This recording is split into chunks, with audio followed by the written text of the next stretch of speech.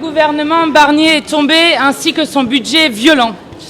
Nous savions depuis le premier jour de ce gouvernement que ce gouvernement allait tomber pour une raison toute simple. Il était une provocation au vote des Français et des Françaises fait le 7 juillet. Censurer Barnier, c'est respecter le vote des Français, c'est respecter la souveraineté du peuple. Et c'est par notre motion, déposée par la France Insoumise et le Nouveau Front Populaire, que ce gouvernement a été renversé.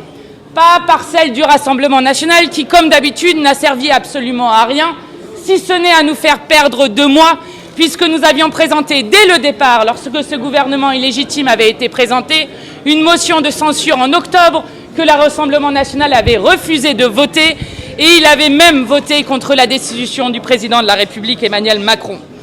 Aujourd'hui est un jour historique. Pour la seconde fois dans la Ve République et pour la première fois depuis 62 années, un gouvernement est renversé.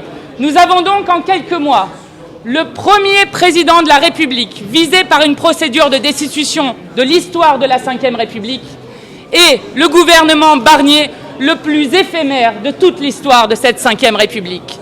Aujourd'hui est un jour historique qui porte un signal puissant pour l'ensemble du pays.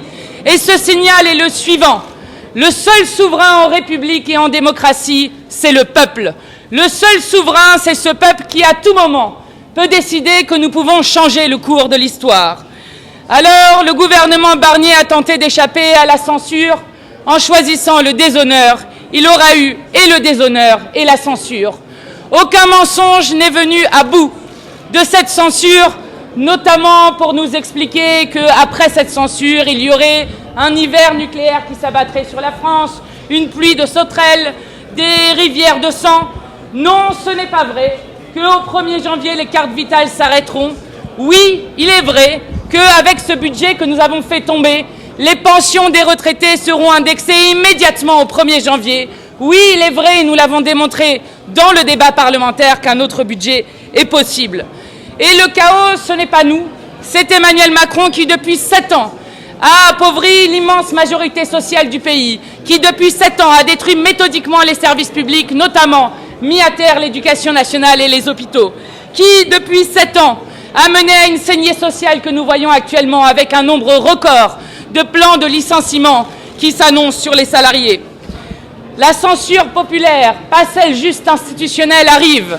Elle s'est exprimée hier avec les taxis, avec les agriculteurs, avec les gilets jaunes. Demain, avec l'ensemble des fonctionnaires des services publics, avec les enseignants qui seront dans la rue et nous serons à leur côté. Alors,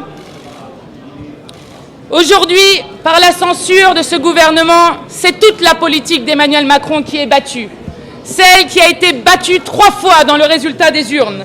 Celle qui s'obstine à vouloir faire payer au peuple et aux services publics la politique faite aux plus riches. Celle qui doit maintenant s'arrêter et pour sortir de l'impasse dans laquelle a placé le pays, le président de la République, eh bien il ne reste qu'une solution. Nous demandons maintenant à Emmanuel Macron de s'en aller. Ce n'est d'ailleurs pas que la France Insoumise qui pense que c'est inéluctable, ce sont 63% des Français qui pensent de même puisque le gouvernement Barnier est tombé. C'est aussi des personnalités comme Charles de Courson, comme Hervé Morin, comme Jean-François Copé, ou même le président de l'Association des maires de France, David Linard, qui pense lui aussi qu'il est inéluctable que le président s'en aille. Aujourd'hui, nous avons défendu la démocratie, celle qui a été bafouée en 2005, celle qui a été bafouée en 2023 lors de l'adoption par force de la réforme de la retraite à 64 ans, celle bafouée en 2024 lors du non-respect du scrutin du 7 juillet dernier et des législatives anticipées. Nous sommes prêts à gouverner sur un programme de rupture. Emmanuel Macron doit s'en aller et nous voulons montrer à tout moment et nous démontrerons qu'un autre monde est toujours possible et que le seul souverain dans ce pays reste le peuple et lui seul. Nous avons toujours dit que nous soutenions Lucie Castet pour Matignon, mais nous ne voulons pas faire semblant de ne pas voir que, par exemple, le Parti socialiste ne soutient plus Lucie Castet. Et je vais vous dire, nous sommes dans un tel moment. J'ai entendu notamment Emmanuel Macron qui disait qu'il voulait nommer un autre Premier ministre dans les 24 heures prochaines. Nous en sommes dans un tel moment de crise politique créée par le président de la République que je vais vous dire, il ne reste qu'une solution pour sortir de l'impasse. Et cette solution, ce sont des présidentielles anticipées pour que le peuple puisse redécider par les urnes du chemin qu'il veut faire prendre à notre destin commun.